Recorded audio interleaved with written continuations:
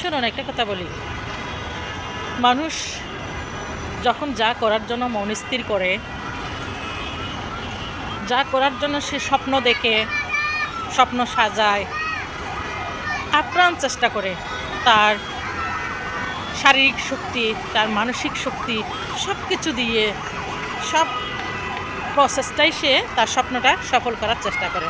কিন্তু সেই স্বপ্নটার মধ্যে তার পূর্ণ ইচ্ছাশক্তিটা যদি যোগ করা যায়, তাহলে সেই স্বপ্ন অবভিয়াসলি সাকসেসফুল হবে। শুনুন, জরুরি নয় মানুষ চোখে যা দেখে তা সবসময় সত্য হবে, আর মানুষ স্বয়ং কানে যা শুনে তাও সঠিক হবে, এমন কোনো নিশ্চয়তা নেই। মানুষের দেখা এবং শোনার মাঝেও কিন্তু ব্যতিক্রম কিছু থেকে যায়, যা আমাদের সাধারণ মানুষের বোধগম্য নয়। সব সত্যের আড়ালেও কিন্তু একটা প্রকৃত সত্য থেকে যায়। মানুষ মাত্রই কথা বলার স্বাধীনতা চায়।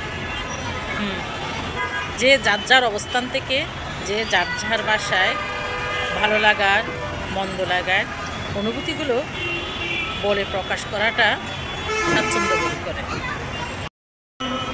বাট কথা হচ্ছে, এমন এক অদৃশ্য অস্ত্র যা দিয়ে মানুষ এক পলকেই একটা সুস্থ, স্বতঃস্ফূর্ত, সতেজ মানুষকে মৃত্যুদান করতে পারে।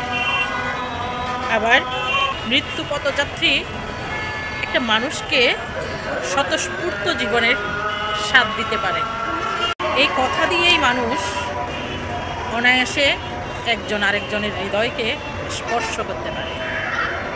কথার মধুরতায়, প্রেম ভালোবাসায় রোমান্টিকতা বাড়ে, আত্মবিশ্বাস বাড়ে। কথার তীক্ষ্ণতায় মানুষের সহস্র বছরের ইবাদত এক পলকে ভঙ্গ হয়। অনেক যত্নে গড়ে তোলা সম্পর্ক নষ্ট হয়ে যায়, প্রচুর মানসিক অশান্তির সৃষ্টি হয়। আমার পরামর্শ হচ্ছে, কথা বলার স্বাধীনতা সবারই থাক, সবাই স্বাচ্ছন্দ্যে কথা বলুন, বাট তা যেন হয় শ্রুতিমধুর, নিরপেক্ষ, বাস্তবসম্মত এবং যুক্তিসম্মত, পজিটিভ মাইন্ডের, আর আন্তরিকতার ভাবপূর্ণ, এবং সর্বোপরি সার্বিক কল্যাণকর। ভালো থাকবেন সবাই। ভিডিওটা ভালো লেগে থাকলে আমার ভিডিওটা সবার মাঝে শেয়ার করে দিবেন, আমার পেজটাকে একটা ফলো দিয়ে রাখবেন, আর আমার ইউটিউব চ্যানেল সায়েন্স অ্যাক্টিভিটিসে একটা সাবস্ক্রাইব দিয়ে রাখবেন। আল্লাহ হাফেজ। Good evening everyone.